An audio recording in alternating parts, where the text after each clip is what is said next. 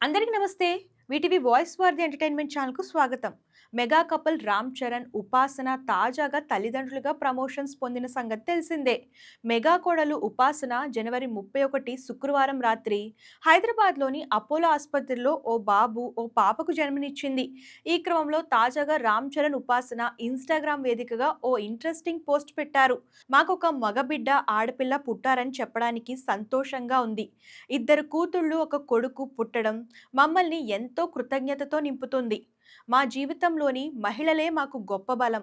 ప్రతి క్షణం మాకు అండగా నిలిచి మద్దతు ఇచ్చిన మా అభిమానులు, కుటుంబ సభ్యులు, శ్రేయోభిలాషులందరికీ నేను చాలా కృతజ్ఞతలు తెలుపుతున్నాను అంటూ రాసుకొచ్చారు.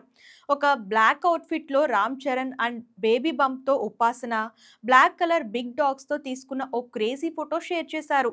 దీంతో ఈ ఫోటో కాస్త నెట్టింట వైరల్‌గా మారింది. ఇక దీన్ని చూసిన నెటిజన్స్ ఈ జంటకు కంగ్రాట్స్ చెప్తున్నారు.